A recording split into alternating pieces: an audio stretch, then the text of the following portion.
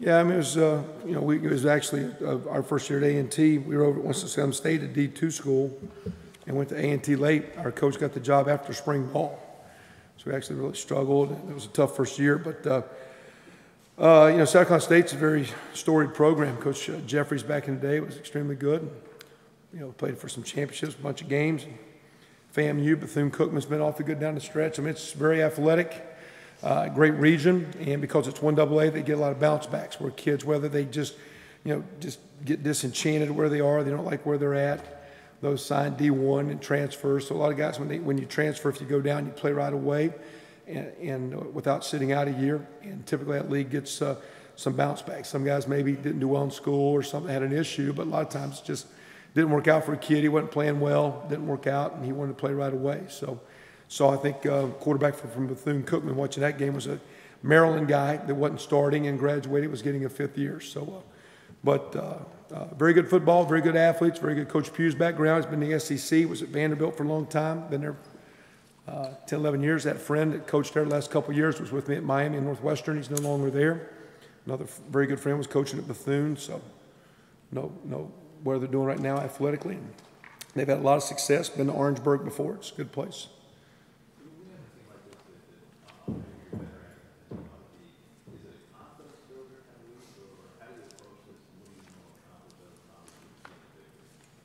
Well, I mean, I don't know. Now, say the question one more time. Yeah. How would you judge the first game on paper? Yeah, if we had that conversation on Tuesday before the first game. So you saw what happened on paper. So you need to come to play. So, I mean, I don't think we're good enough to have enough success that we need to worry about what the paper says, meaning the paper of the stats or where you're at or the star ratings or star value. We're a work in progress and team trying to find its identity and growing, and it's more about us. Our biggest opponents this week is us to come out and continue. We made some improvement from 1 to 2. Can we do it again after we had another little setback? It was nice to see the team not quit and have a lot of fire and come back and compete and have a chance, and should have won, and we didn't. A lot of errors and a lot of ways that we'll clean up on the field and off the field as coaches. But the real deal this week is moving forward with us. And another good week of practice. Can we?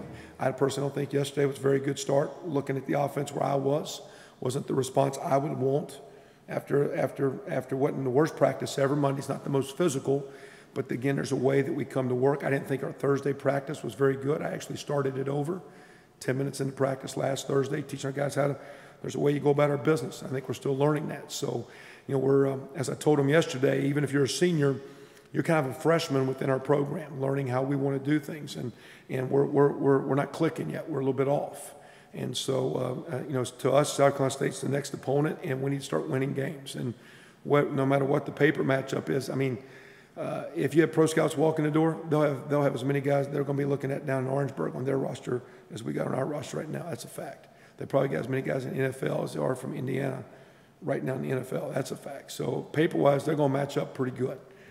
Sometimes depth maybe won't be quite as good, but where's our depth and transition with the young program? So again, to me, this is week 3, and we're not where we need to be, and it's about working and getting better. That's not a slight at South Carolina State. We can't be sitting here last and rushing offense, sitting here last and rushing defense in the Big Ten, and be near satisfied where we are as we get ready to go into conference play. We got a lot of work to do, and 3 turnovers last game, all led to 13 points, kicking errors. Blocked field goal. We got some penetration inside and blocked. And we had a lot of things that 2 personal foul penalties in the scoring zone lead to field goals. Go from 3rd and 4 to 3rd and 14 with the personal fouls. Some things that haunt us. So we're learning how to play. We're doing some good things, but we got a lot of work in this week's about us. And South Carolina State will come in as athletic and fast and solid on defense as most folks are going to play with a running style offense. Punt returners averaging 22 a pop. On the kick, we haven't had 22 yards total in punt returns, and their guys averaging 22 a pop. So again, it'll be a challenge, and we better be up for it, or we'll be embarrassed. And that's a fact. They've always been historically really good defensively. What makes them good? What are some of the things they throw at you, and what makes them They got a simple, sound concept of defensive philosophy and structure, where they're sound in what they're doing, well coached in what they're doing. They'll pick their spots to blitz, and they do blitz. But I think, they know they're going to have good enough athletes that they don't try to overcoach it. They got to be very, very solid, strong in their structure. The kids know where they're going. They know their gap responsibilities. They know the patterns, the reads of what's going on. When they blitz, they know how to pressure. But then I think, as they play, because they've got good athletes, as you know what you're doing, you start playing fast, and you watch their kids, they cut it loose and play really good football. And so, they played very reasonably well up at Central Michigan in the opener. They glitched a couple offensive opportunities.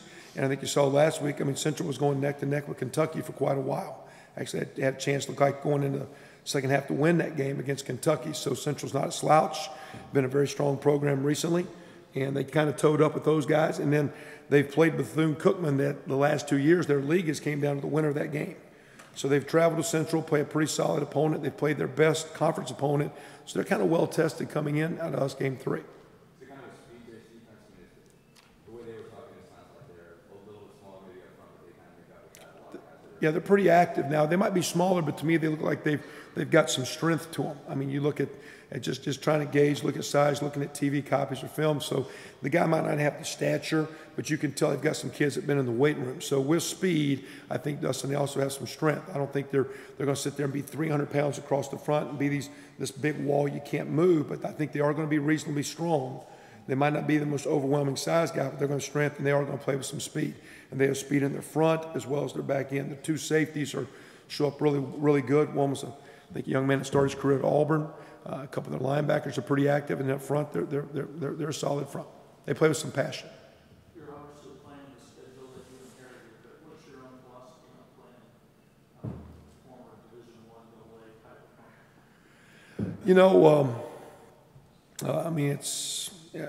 There's give and takes. If we're talking about in the league going to a 9-game schedule, shoot, to me, all that's going to do is water down everybody's non-conference schedule. Because all we did is just guarantee 6 Big Ten losses by going to a 9-game schedule. We guaranteed 6 more teams are going to lose that week. And I think like last, I think the first week with the league was 10-2. Last week we're 7-5. We're guaranteeing 6-6 when you play a conference game. So you're going to probably see some of that as you move forward, whether it be, we're in the shadows. And again, you look at how Toledo played last week, Ball State against us, Western going up there against Michigan, Western Michigan and whatnot. I mean, the MAC schools are always going to be teams the Big Ten's going to play. And that being said, you can filter in. If you want to play a 1AA team, to me, I would like to play. I know we're playing Indiana State coming up. That makes sense because of fan base, whether it be other teams, whether it be in Eastern Kentucky, Western Kentucky's went D1, whether it be Illinois State or Southern Illinois. It'd be nice to play some teams within the region. But I think as we look to move forward, I think we're looking at potentially, 1AA or what we're calling FCS every 1 or 2 years. There's kind of one trickling in the schedule. Again, with the strength of your conference schedules, I think most people philosophically are going to try to get themselves in position, especially where we are, where you can try to find a way to win some non-conference games. So, we need to, everybody says, if you bring a good opponent, we're going to fill it up. Well, you're not going to fill it up, you're not going to win. The key thing is you got to find a way to win games. That being said, I know, our thought process, when I say our, I mean the administration, we're going to look to try to play a regional team, possibly always a Mid-American team, maybe complement it with a 1AA. Then from there, I think, we got home and homes coming up with Wake Forest and South Florida, Missouri, some teams that have a nice feel to it, but I don't know if we overschedule non-league.